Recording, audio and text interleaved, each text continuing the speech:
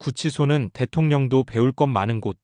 석방된 윤석열 대통령은 부인 김건희 여사 정진석, 비서실장 김성훈 대통령 경호처 차장 등과 함께 김치찌개로 저녁 식사를 하며 건강은 이상이 없다. 잠을 많이 자니 더 건강해졌다고 한다. 또한 구치소는 대통령이 가도 배울 것이 많은 곳이고 성경을 많이 읽었고 교도관들이 어려운 여건에서 고생 많이 하는 것을 봤다며 과거 구치소의 지인들을 하나둘씩 떠올리며 그들은 어떻게 지냈을까 생각해보기도 했다고 대통령실 관계자가 전했다고 한다. 구치소가 제한된 공간이다 보니 사회에서 보다 규칙적인 생활을 하게 되어 하기에 따라 오히려 더 건강해진다는 얘기는 오래전부터 있어왔던 얘기이고 기독교인인 경우 성경책을 많이 읽는다는 것도 마찬가지이다. 그런데 눈에 띄는 것은 구치소는 대통령이 가도 배울 것이 많은 곳이라는 대목이다. 과연 어떤 것을 두고 배울 것이 많다고 했을까에 대해 잠시 생각해 보는 것이 필요해 보인다. 시간적 여유가 있다 보니 자연책 읽는 시간도 많아 성경책을 봤다고 하겠지만 배울 것이 많다고 한 부분과 관련하여 짐작해 보면 사색의 시간을 갖게 되면서 자연스레 왜 내가 지금 여기 와서 이러고 있게 되었는가? 라는 반문을 스스로에게 하였을 것이고 자신이 요직에 발탁한 인간들이 탄핵 과정에서 거의 배신하고 좌익들에게 부역하는 것에 치를 떨었을 것이다. 뿐만 아니라 그런 요직에 인재 등용 시 대통령에게 올라오는 추천 인물 등 중 만약 다른 사람을 기용했었더라면 상황은 어떻게 달라졌을까에 대한 생각도 하게 되는 등 정말 만감이 교차하는 시간들 속에 스스로를 자책하는 시간도 가졌을 것이다. 그런 것에서 크게 배우는 것이 있었을 것이라고 감히 짐작해 본다. 이 부분은 바로 드러나지는 않겠지만 만약 탄핵이 각하 또는 기각되어 직무에 복귀하게 된다면 눈 밝은 사람들은 뭔가 미세하게 달라진 것을 눈치챌 수도 있을 것이다. 그런 관점에서 대통령 석방 이후 나온 첫 번째 담화문 살펴본다. 석방 후 첫 번째 대통령 담화문. 공감신문 신선미 기자가 작성한 기사를 그대로 옮겨본다. 법원의 구속 취소 결정으로 석방된 윤석열 대통령이 8일 대국민 담화를 발표하고 자유민주주의와 법치 수호 의지를 거듭 강조했다. 윤 대통령은 담화문을 통해 이번 사태를 대한민국의 자유와 법치를 지키기 위한 싸움이라고 규정하며 불법적 수단으로 권력을 장악하려는 세력과 끝까지 맞서겠다는 입장을 밝혔다.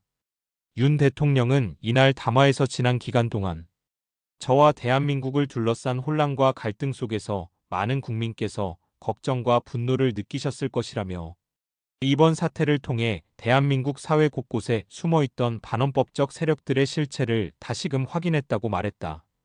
특히 윤 대통령은 선거관리위원회를 비롯한 국가기관과 사법, 체계 내 일부 세력에 대해 강한 문제의식을 드러냈다. 그는 선거의 공정성을 지켜야 할 선관위가 특정 정파의 도구로 전락했고 사법 체계 내에서는 우리법연구회를 비롯한 정치적 이념에 경도된 세력들이 법치를 왜곡해왔다고 주장했다. 아울러 대한민국을 무너뜨리려는 간첩 세력들이 정부와 사회 곳곳에 침투해 국가의 근간을 흔들고 있다고 덧붙였다. 윤 대통령은 이 같은 상황에 대해 국민 여러분과 함께 이 싸움을 끝까지 이어가겠다며 대한민국을 혼란에 빠뜨리고 불법적 수단으로 권력을 장악하려는 세력과 단호히 맞설 것이라고 강조했다.